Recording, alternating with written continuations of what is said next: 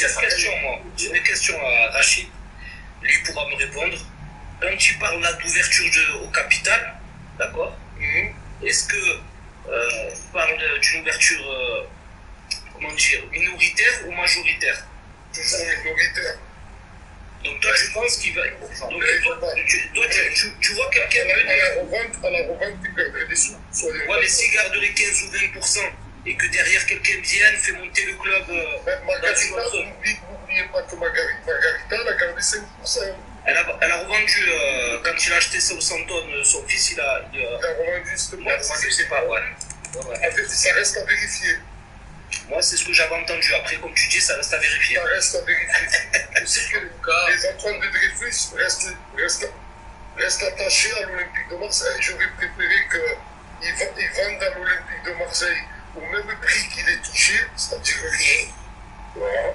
Et qu'il laisse une fois pour toutes donner une chance à toutes les grosses sociétés qui sont de la région et faire des socios au stade de Vélodrome et créer un comité d'entreprise ou maintenant même faire un conseil d'administration ou un conseil de surveillance où nous, on élirait notre propre président et je pense qu'on pourra se passer de toutes ces magouilles de merde dans lesquelles ils essayent de faire croire que je suis ou que vous êtes du fait que vous parlez avec moi maintenant. Attends, j'ai bugué. Il y a la DST en gros. Tout à l'heure, j'ai bugué. C'est le projet. Rachid, on en a rien à foutre de ce qu'il croit. Attends, tout à l'heure, j'ai bugué. Après, je suis remonté, mais j'ai entendu. Genre, tu m'en voulais quand t'as dit le truc de ouais, il faut qu'on aille en D2, je sais pas quoi. Non. Ah, c'est clair.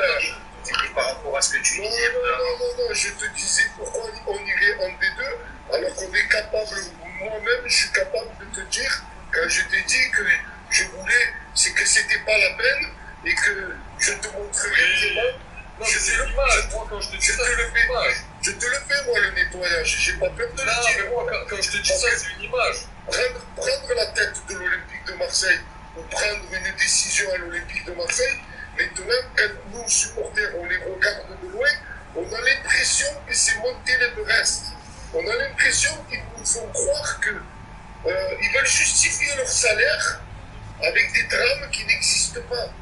Ah, ça, je suis d'accord avec toi, mais moi, c'était une image, comme je te dis là, des deux. T'imagines là, en termes, ma courte, là où il devrait le prendre mal, c'est en termes de licenciement en 2 ans, entre Ribalta, Otero, les Frio, les Pedro, là maintenant Longoria, les Cecilia Baroncini, comment ils s'appellent, la Malatré.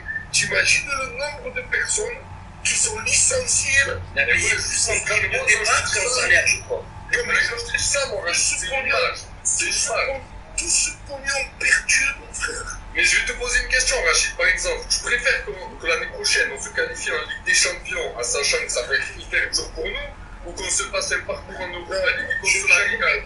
J'aimerais, mais là, ça va être très très dur. Moi, j'aimerais qu'on se qualifie. Je sais que la saison prochaine, elle est morte.